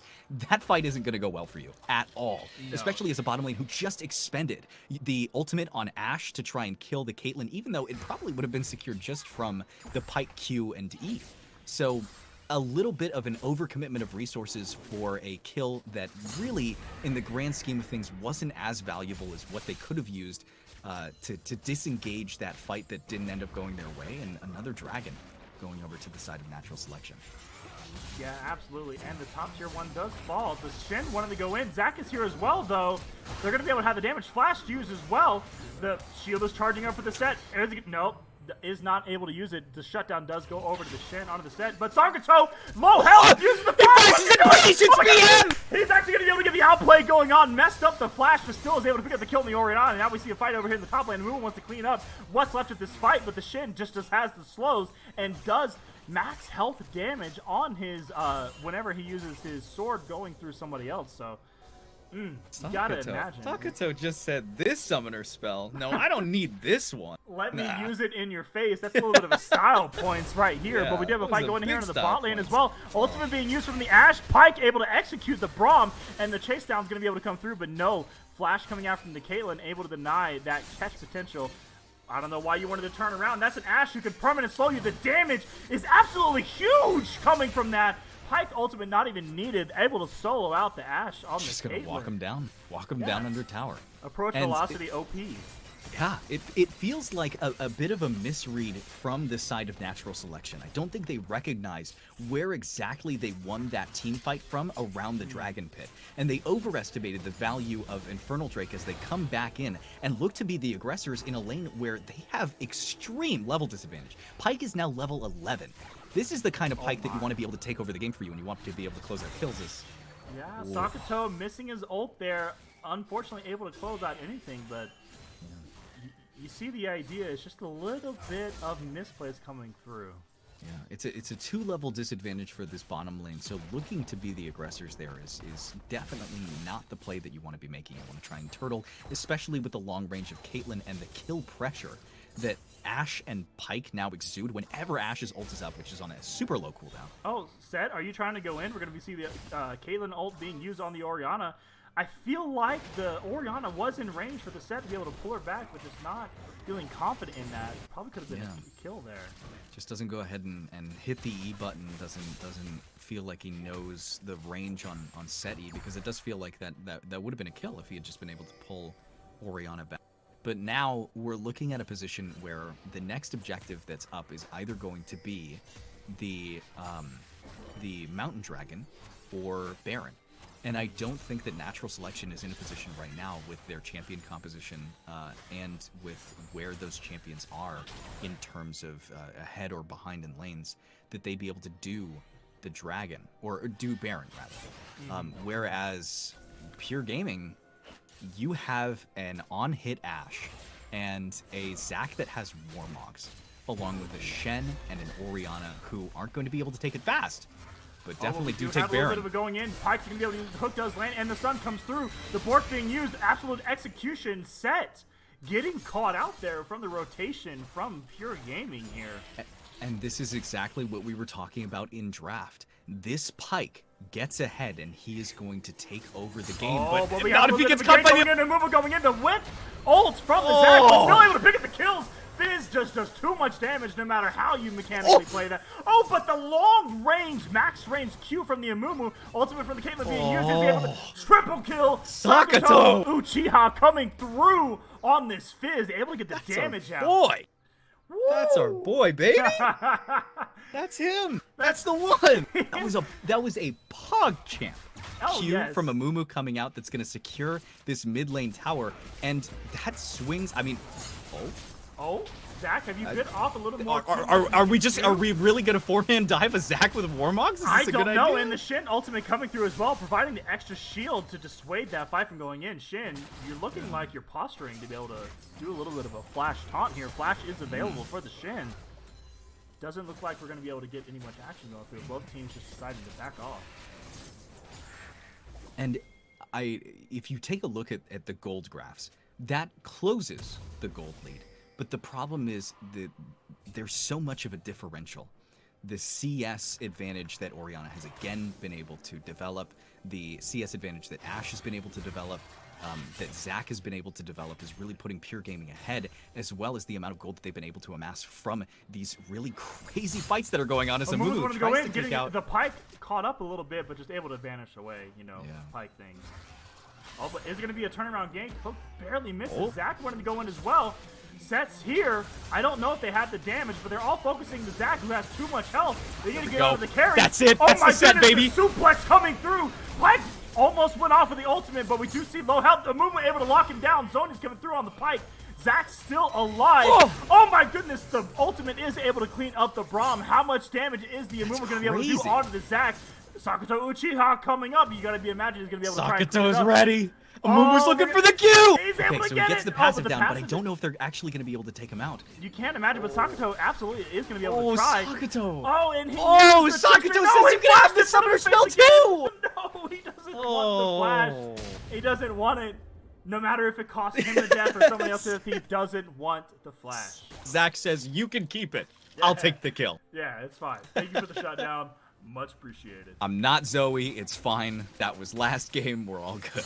Oh, and the Zac looking like he wants to favor himself a little bit of engage, but decides to back off. Full HP. Caitlyn is here. How is Zac full HP?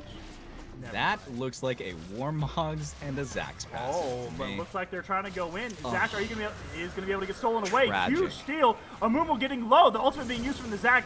Caitlyn have to flash away to get to safety. That's tragic. Solo carrying this game from a Amumu 0 and 5 mid laner, a 1 and 2 top laner. Ash does have the kills because Pyke is doing the damage and the lockdowns, but Zac is the star for Pure Gaming right now in this game. Caitlyn is going to use the Q. Ooh. Ash going to be able to use the flash to be able to get away. Pull back onto the set.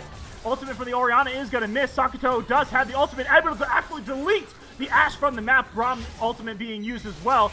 Pyke is going to miss the ultimate there. Does have Guardian Angel up. How much damage is Isfis going to be able to do? Flash away.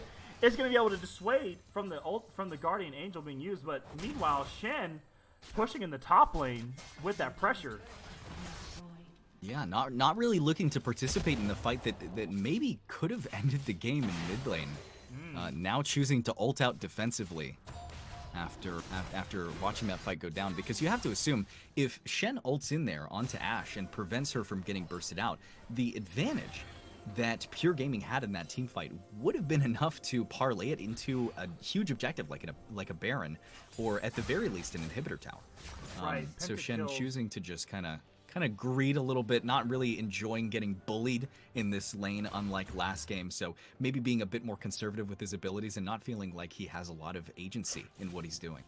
Yeah, absolutely. Just unfortunately unable to pick up on that, but we do see a little bit of overstay here. Sakuto sees red. Oh my goodness, the damage from Caitlyn coming out huge, able to take down Orianna, who's not having a fun game at all at 0 and 6. No, barely worth the minion gold at this point. Yeah, Orianna last game able to come back. Oh, but the Fizz is able to use the ultimate, able to use the deletes Ashe again from the map. You gotta say goodbye, GG, out of the way. Fizz just going to be able to walk away. Zac, a little bit of staying around here, just heals up instantly. Doesn't matter which damage is done to him, though. The problem is both of these compositions really can't siege particularly well. While Caitlyn does have sieging tools, the champions around her don't really enable her to siege very safely. They're looking for a dive or something aggressive to try and pull on. Sakuto, that is a big boy. He's got a lot of health going on. How much damage are you going to be able to do? Does he able to go in and puts the Ignite down? Amumu coming in huge with a nice max range bandage. Flash being used as well. Sakuto, you got to imagine he's going to be able to go in and absolutely dodges the taunt away. Those skills are absolutely huge, and shutdown going over to the Amumu. You love to see outplays like that, especially in this elo. Makes you feel good. But Zac's going to be locked up as well. Here's Pyke. Comes to use the Zon. Is going to be able to buy enough time for his team to get it here. Zac going huge with the suplex right now. Amumu, but the Pyke ultimate is going to come through. How many more resets is he going to be able to get? The Zac is going low, though. The damage is coming through. Set is going to be able to use the Ignite to be able to get the kill onto the Zac as well. Man, did Sakuto buy enough time, or did he buy enough time? Did you see how much mad money just went on to Set? Ooh.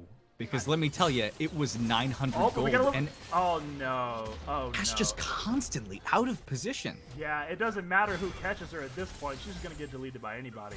And the problem is, if Red Team groups up here, they still have a 4,000 gold lead. But it doesn't feel like it. They're fighting these disparate fights around a global ultimate that's on the same side of the map as them and not playing around one another. And so they're looking for these really messy 4v3, 3v2 mid lane engages over no objectives that let Sakuto on the Fizz get into the backline, delete the Ashe. And if you don't have Ashe, if you don't have Pyke, as Sakuto's been able to deal with the Pyke as well, what do you have in this composition that's doing damage to the enemy team? Yeah, you're just not going to have a whole lot. Baron easily picked up here. Finally, we see some objective focus coming out after they solidly win a team fight. You got to imagine that the coach was able to get in there after game one and mentally reset everybody. Say, hey, you need to focus the objectives. You can get the kills. Now you need to be able to push your advantages when you have them. And we are starting to see that come online now. Fantastic fortitude from natural selection to be able to pull it back, and for the performances even in this game when it was feeling disparate, when they're still down 3,000 gold, to be able to continue fighting, recognize that Set is a huge win condition for them, and to continue taking these fights that Red Side is giving them. Oh, we're going to see Zach going really in, trying to catch out Sakuto. Going to be locked down, able to use the Trickster, Playful Trickster to be able to get away. And the Shin, absolutely. Too slippery! Too slippery! Oh my goodness, the damage from the ultimate coming out from the Fizz, able to get back into the fight. Caitlyn did no damage onto the Shin, but it doesn't matter. Guardian Angel being popped onto the Pike. You gotta imagine that's gonna be Pike falling as well. Sakuto Set has to TP Uchiha. topside. It is risk or reward for him. He will get his kills no matter what, and it's up to the rest of the team to be able to carry him through. Feast or famine, this guy's always going to be looking for fights around his AP assassins. And right now, I can see a line where the side of natural selection is just going to be able to run it down mid here and take an inhibitor turret.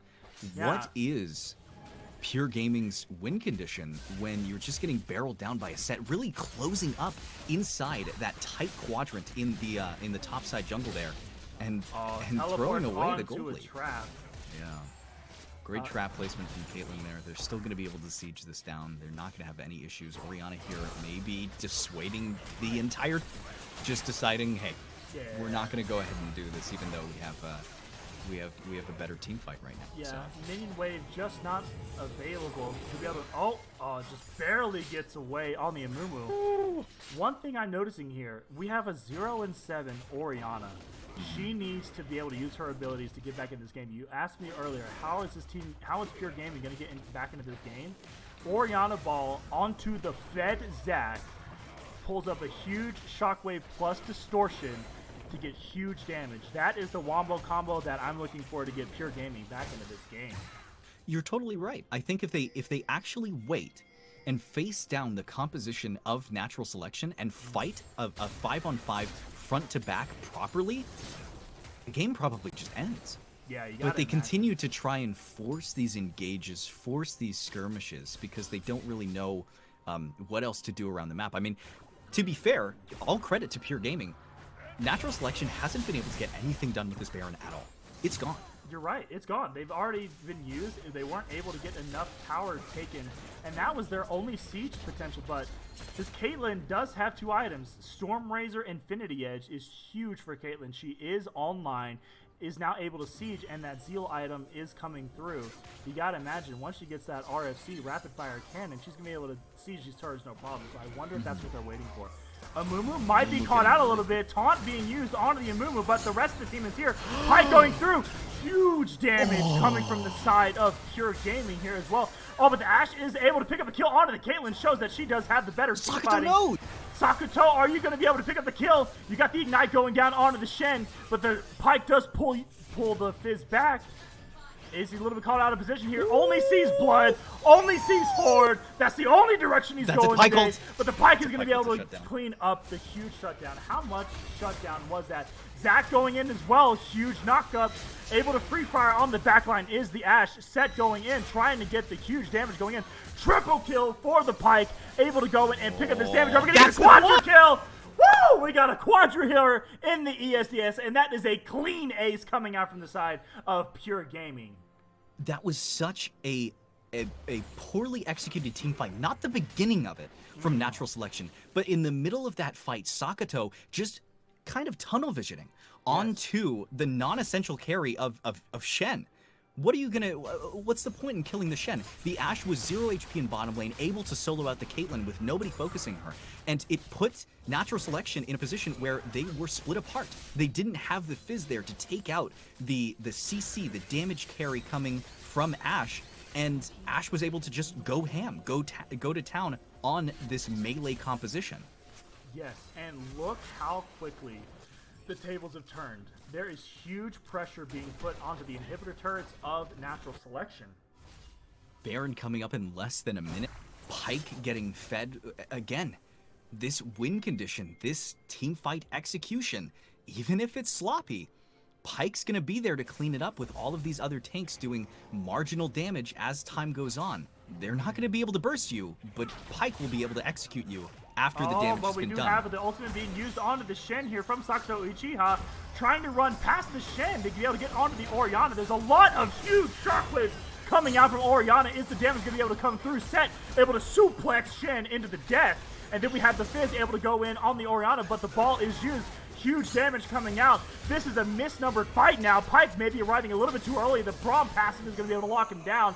And now it's just clean up time. The Zac is going to be able to fall. And Ash, you need to run away because you do not have the damage to fight 4 people. That was an incredible team fight win. I honestly didn't expect Natural Selection to be able to come up, especially with Fizz blowing the ult on Shen, doing no damage, trying to jump in past him to the Orianna. And becoming relatively ineffective for the rest of that fight. Set is now in a place where he's doing massive damage with the Triforce and with the Death Stance. He's building into a GA next, which is going to make it even harder to take down. There's no way that Ashe is going to be able to contest this, unless, of course, she just... Oh, the Ashe ultimate being used on the Caitlyn. Yeah. Caitlyn, you're just not able to kill Ashe. She has your number, but Ashe is absolutely going to be able to fall. Good binding coming over from Amumu, but... Absolutely. Someone has got to train Caitlyn on how to fight an Ashe. You got to stay at long range and move the traps. Especially when you're behind, you really can't be face-checking and trying to take that fight against the Ashe just straight up 1v1. It's not going to work out for you. So she denies herself that Baron, but you've got 4 Barons on the side of Natural Selection, and they are still going to have to try and take down these tier 2 turrets. Now, if this dragon goes down very, very slowly, and Natural Selection is able to get back into position and fight over not even the dragon, but what comes after the dragon, to see if they can get kills. And Braum coming out a little bit. The shockwave does come through. Zac going in. Sakato! He stole the dragon away. They have Mountain Soul now, but he's going to pay for it with his life. But man, you got to imagine the Mountain Soul being picked up for the side of Natural Selection is absolutely huge for the survivability of this Caitlyn and the squishy targets. Oh my gosh. However, those 2 key picks, especially with Pyke able to run you down, might spell the end of... Amumu is going to be locked down here. How much damage is he going to be able to do? Flash away. We have a little bit of the Guardian Angel being popped as well. Is the Caitlyn going to be able to carry this team fight? It is all up to Caitlyn. Damage coming out huge. Set able to get a huge absolute suplex into the team. Double kill. That is 4 dead for Pure Gaming. Absolute massive turnaround, even with Sakato down. That's huge. Pyke was out of position there on the front side of that fight, which meant that he was never able to get an ult off. He was never able to clean up that game, and I'm convinced that if they had played that fight properly, that's end of game. That's end of game in favor of Pure Gaming. But with Ashe's death timer being so staggered here and having to defend by herself, she has to be careful to not get staggered again. Because this set has ultimate. He doesn't have ultimate, but he does have flash, and he can look to just eliminate this Ashe off the face of the planet if he so chooses, as Caitlyn continues to push down the turrets. And they've... Well, that was a Braum ult. Yeah, that was a Braum. Oh, but the Caitlyn's actually coming in. Somebody taught her how to team fight. It's staggered again. 1v1 onto the Ashe. No, they can transition bot side. They can. They have a way.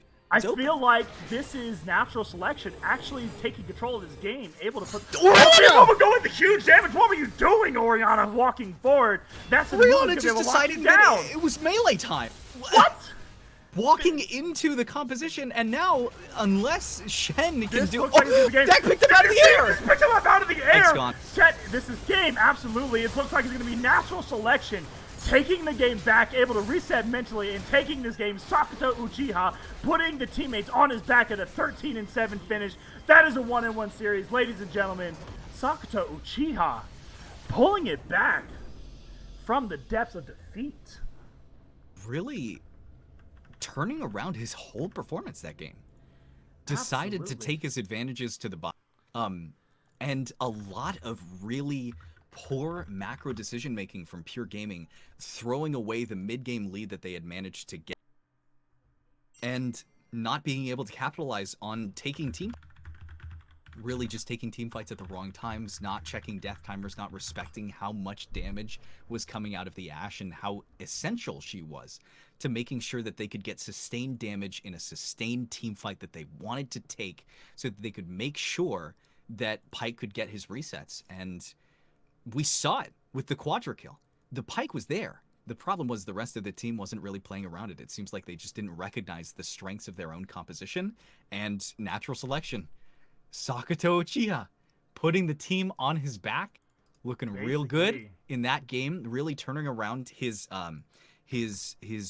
conduct from the first game where he got that early game advantage and tried to press it into the Orianna, but it didn't really work without the jungle pressure, turning towards the bottom side of the immobile Ashe and making sure that doing the jungler's job that we had talked about before the game and making sure that Ashe and Pyke were set behind early so that they couldn't come into the mid game with this really strong presence. The game dragging out long enough for them to get Mountain Soul and able to pull it back with a lot of misplay from Pure Gaming. So fantastic play out of Natural Selection to be able to turn that one around and to really operate and win with the harder to conduct composition. Absolutely. Very impressive.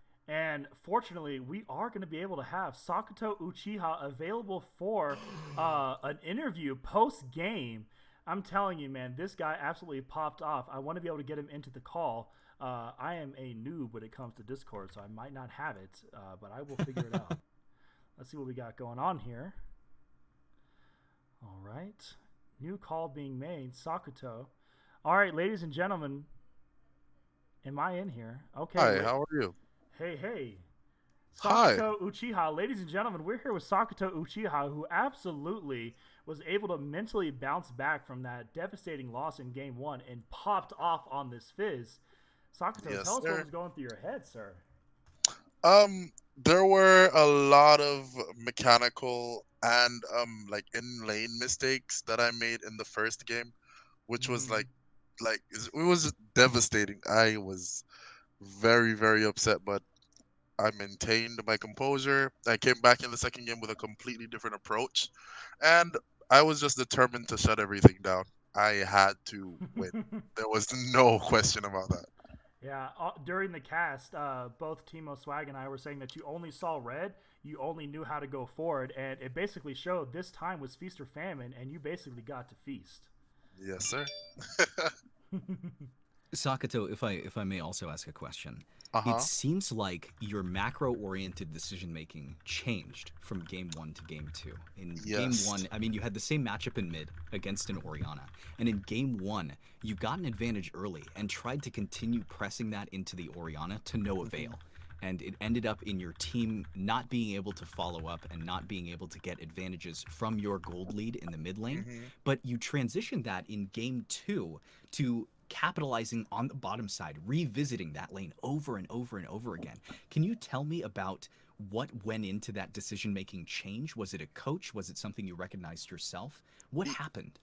Yes, it's something I recognized myself because in the first game we decided to ban the Ashe because Ashe was their the enemy team's ADC's best. So the fact that the Ashe now was dominating bot lane in a sense, like they were playing semi-aggressively while not having enough vision to cover me.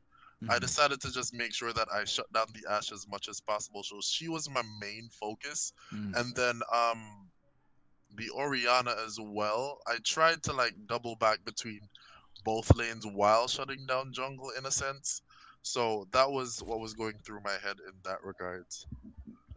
Fantastic. Absolutely. Well, Sakuto, congratulations on that win, able to pulling it back. Final Thank thoughts you. here. When I first saw you play, I don't know. Tell us, is this your main team, or were you subbing for the first game a couple days ago? Yeah, so I subbed for the first game a couple days ago, and this is my actual second time subbing. I just got drafted Okay. to another team. We're trying to organize a practice. But yeah, I'm very excited to keep on playing in ESDL. Very exciting. Yeah, I noted when those first couple games took place a couple days ago, you were Iron 1, and now you've elevated yourself to Bronze 4. So Yes, sir. grinding out that solo queue. Sakatu, thank you so much for the interview, and congratulations on that win. Thank you. Yeah, absolutely. Keep grinding, man.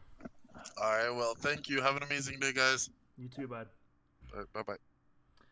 All right, man, that was an absolute epic series. Timo Yeah, Swag, it was an absolute pleasure to be able to cast this game with you. I really definitely. appreciate your experience and your insight, being able to help me out here. Everyone watching, thank you so much for tuning in to the ESDL Week 2 match between Natural Selection and Pure Gaming. What an excellent game series it was to be able to witness. If anyone has any questions, feel free to reach out to me at Faoline on Discord. Also, this game will be uploaded to YouTube as well for anyone wanting to watch the little bit of team scouting and seeing what kind of competition you're up against. Timo Swag, final thoughts.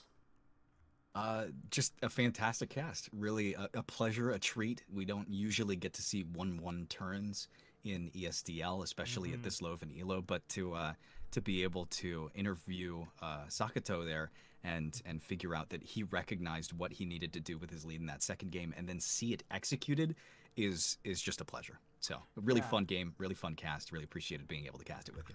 Absolutely. And player of the series, I think it can be unanimous. Sakato Uchiha. 2 votes. Absolutely.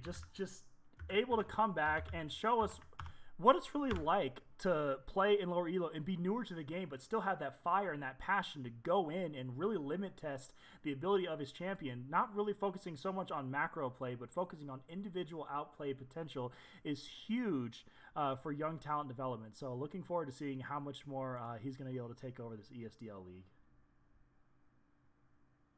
So...